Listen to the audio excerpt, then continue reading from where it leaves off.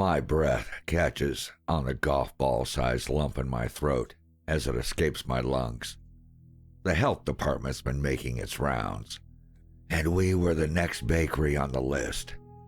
We wouldn't even have known they were coming if not for that asshole Murphy from the cake shop down the street calling to gloat. How the hell he passed inspection is beyond me. I snap my fingers to get the employee's attention the moment I hear the smugness of Murphy's voice on the line. I tried calling your cell. You ain't answering, so I called here. Yeah, I left it in my truck today. What's up, Murph? I hope you're ready for inspection, Callahan.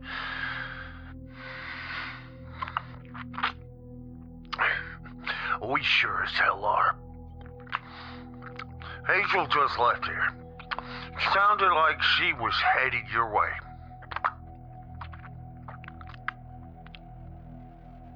Thanks for the tip, Murph.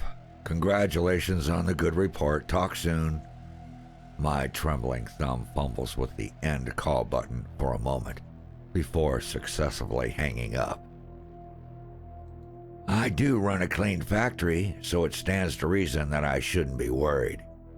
But I'd be stupid to be cocky. A lot of downfalls of great men have been attributed to overconfidence. This factory meant too much to my family to have things left to chance due to blind optimism. The heels of Hazel's shoes make pert clicks across the floor.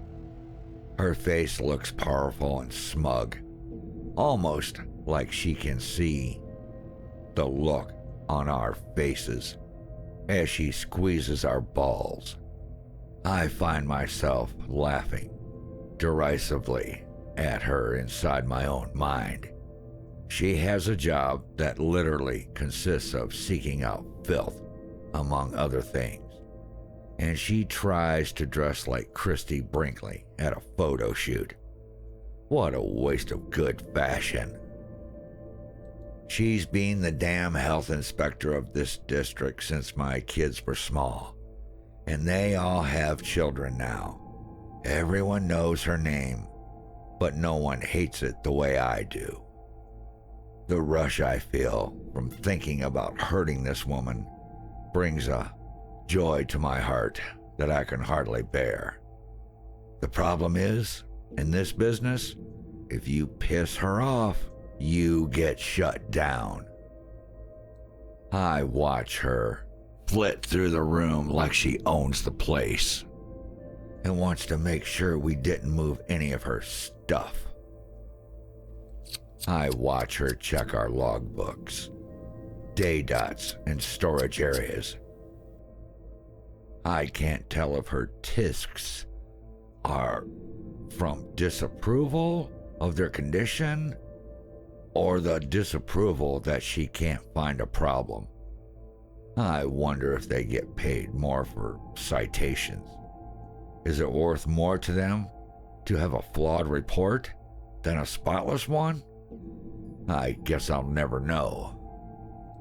Hazel bends down to the floor, inspecting something with great scrutiny. She pinches her gloved fingers together as she plucks it up from the ground. Oh God, please don't be a fucking bug. It's never happened to us before, but if anything's going to go wrong, now is the time for it. A speck of white rests on the palm of her hand. My mind runs through all of the white colored pastries I can think of in an instant. I'm trying to stay calm and not panic. A fleck of breadcrumb. Please have your closing employees take more care when closing up, Mr. Callahan. A clean floor is a passing floor. This bitch. Why, yes, of course, Hazel. Thank you for your insight. I beam through a smile that rots my soul. It's at this moment that I notice my employee Mitchell's shoelaces untied and his shirt lays untucked under his apron. Hey, Mitch, I mumble. Can you go in the back for me and look to see how many deliveries want the ends left on the loaves? I want the orders to be organized, tucked, and tied away properly. I desperately hope he remembers the Hazel codes we use. A slight downward glance of his eyes lets me know he gets my drift. A blush dances across his cheeks as he excuses himself to the back office. Friggin' fucking idiot. After painstakingly checking a few more areas, she finally hands over our sheet. A huff of breath came out in an audible whoosh to see that we had passed. We always do, but as I said before, overconfidence is dangerous. There are a few minor infractions, but nothing serious. The fucking paper barely leaves her hand before an acrid stench fills the air as black smoke billows out of the main conveyor oven. Oh, God, not today. Her eyebrows lift in a pleasant surprise as she tries to keep a smirk hidden. That's not good, Mr. Callahan. Is it a normal occurrence to burn products like this? I raise my hands in protest. No, Hazel, I assure you. Yeah, there ain't even anything in there right now. It's just preheating for the day. Well, that's even worse then. I cannot allow you to operate until the cause of this is determined and repaired. First and foremost, it's a fire hazard. Her voice fades into a dull drone as I attempt to control my anger. I mean, it's not her fault, but she doesn't have to be so damn chipper about it. This oven's old. I knew it would only be a matter of time before something gave out in it. I just hoped we had more time.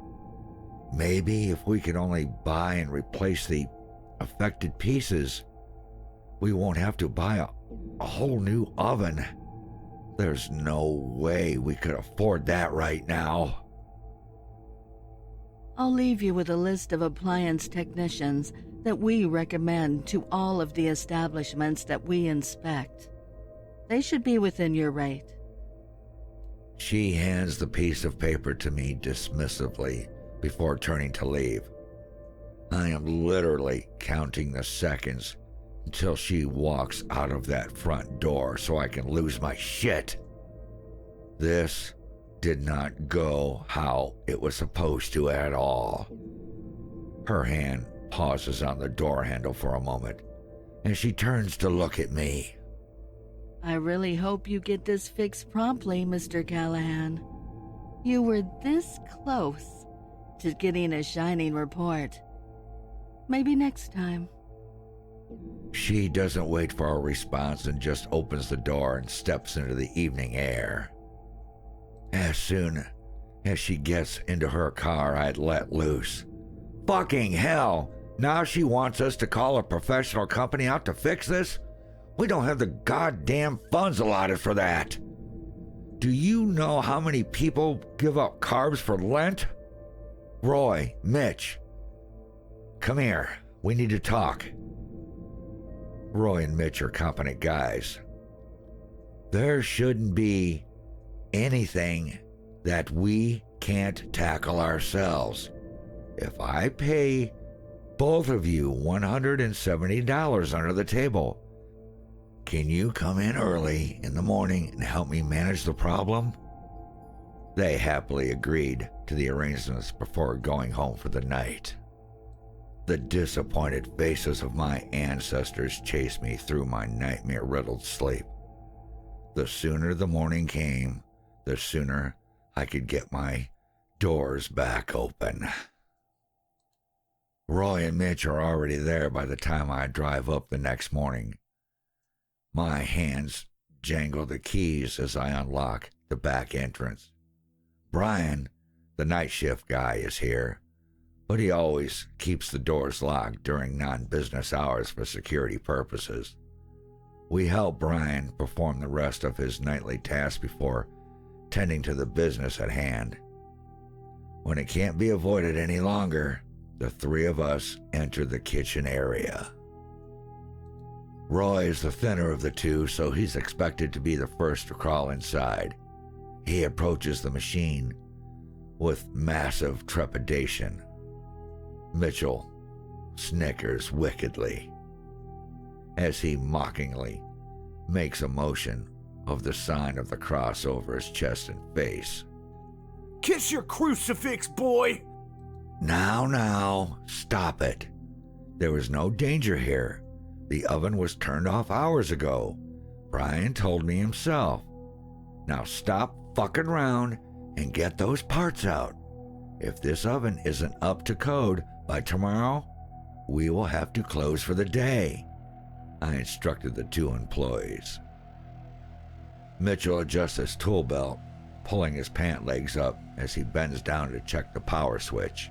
How many goddamn times have I told you not to wear loose clothing, huh? After a long, hard look at the controls, he mutters some words of satisfaction to himself as Roy begins to crawl inside. I wait just under 2 minutes after the heel of Mitchell's boots disappeared inside of the oven to make the announcement. All right, fellas, I'm booting her up. The temp's turned off, but we need to have the belt in motion so you can find which parts need to be replaced. My grandfather didn't break his back starting this business for us only to be shut down by old equipment. You're good, Cal. One of the workers' muffled voices calls from inside the machine. They've heard me say it time and time again. I flick the button in response, listening intently as the belt roars to life. You should feel very little heat inside, if any at all. Brian said he disconnected the thermostat at the beginning of his shift. My watch reads 8:30 a.m. I've already been here for 3 hours, and Brian started his shift 9 hours before I arrived. That's plenty of time. Cool as a cucumber. One of them confirms. I want to say it's Roy's voice, but there's a point where it's hard to tell who's talking.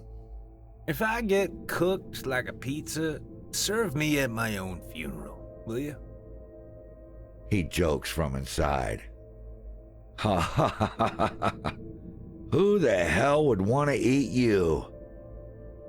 That's not how your mother feels. A new voice, most likely Mitchell, joins in. Do you see anything? Yeah, there's a lot in here that needs work. It'll take more than one trip to go. The voice fades away into the metal recesses of the oven before the sentence fully alliterates. At that same point, the phone up front rings. Fucking Murphy, I think disdainfully. He's probably calling to check the status of our inspection. No doubt he's gotten word by now. I trudge to the storefront, more than annoyed at the interruption. Yeah? My tone comes across more disconcerted than intended. Good morning, sunshine. Calling to let you know that I can come in early this evening if you need me to. I'm going to sleep for a few hours, then I'll be good to go. We should be good, Brian, thank you. Roy and Mitch are in there now removing the parts. I appreciate you disconnecting the thermostat for me. I really got to get back, but I wanted to thank you for your hard work last night. Cal, wait! No, let me say this. You did a very good job. The place looked great when I came in. Get some rest. And I hang up the phone just as a clatter resounds from the kitchen. Is everything all right in here? One of them probably dropped something. I swear to God, if they mess something up in there, I'm going to be so fucking pissed. What the fuck? I can't breathe! Mitchell, back up! Let me out of here! I can't move. Stop backing up into me. I can't go backwards. It's too strong. If we continue to move forward, we won't make it! And if we stay in one spot, we'll fucking roast! We have to go backwards. Come on, man, move! What the shit is going on in there, guys?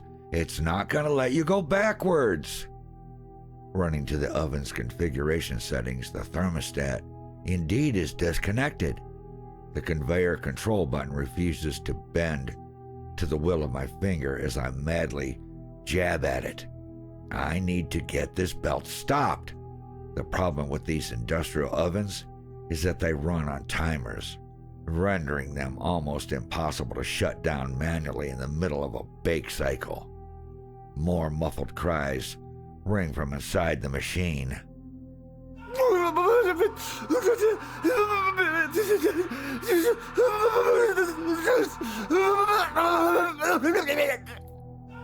Bud, I can't hear you. You have to let me know what's going on so I can help you. I say in a poor attempt to keep my voice calm and level as possible. A dark feeling deep in my gut told me it could have been one of two things: hot or help. One was tantamount to the other, danger-wise, of course. From the front of the store, the phone once again began to ring. Whatever the fuck it was would have to wait. I need to get Roy and Mitchell out of there. Their muffled words became terrified wails as the heat began overtaking their oxygen. What the fuck is going on in there? I can't turn the belt off. Just come out. You gotta get out of there now. The sickening, pungent smell of burnt hair and rubber begins to envelop the room. Tears of defense fills my eyes to protect them from the stench. I consider unplugging the entire oven, but either way, they would still have to crawl out one way or another. A new scent emerges, a glorious one of roasted meat. My mouth begins to water in spite of itself, and I'm ashamed to say that I can't tell if it's out of hunger or disgust. My God, it's cooking them. The realization sinks in at that point. It's most likely already too late. The only literal option are to either dismantle the side panels to get them out, which, due to the heat, would take a minimum of 20 minutes, or let them run through the oven cycle and wait to see what comes out on the other side. I'm standing here, breathing air, and feeling the fan blow a breeze onto my skin while they are being torched and burned alive. The heat is robbing them of their breath. The sound from within has diminished considerably at this point. I pray to God I've never believed in that their nerves are burnt by now, freeing them from any sensation of agony. In truth, I have no idea if they're still even alive. Whether they survive or not, Mitchell and Roy will never be the same, even in the best of outcomes from this. There's less than 3 minutes left on this cycle. I pray with all of my will in my spirit that the Lord lets them live. Roy's been with us for the last 9 years. Our families are very close. And Mitchell, well, his fiancée, Della, is 7 months pregnant with her first child. Della is a very fragile gal. Too much emotion for such a tiny thing. I can't imagine her being able to do anything on her own, much less raise a child. A waft of steam emerges from the oven before the first body does. A thick swirl of the scent of tainted cooked meat blows in my face as the conveyor transports his body from the hell it just endured to the real world. The sight before me will be burned, forgive the phrase, into my mind's eye until my dying day. Roy's body presented itself with massive burns, mainly concentrating on his face, knees, and hands. There were no facial features left, only globs of pink tissue haphazardly shrunk wrapped around the bone. A yellow sludge oozes from his orbital sockets, and his lips were completely gone, leaving an elongated row of blackened teeth and charred gum tissue. What's left of his clothing is mostly melted into his skin. My heart drops as I notice the subtle rise and fall of his chest, the crucifix welding the fabric of his shirt onto the cotton skin blend. Oh God, he's still alive.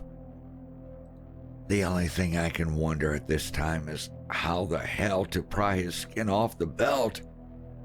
If I burned meat like this at home, I'd just throw the whole pan away. I catch myself thinking cautiously.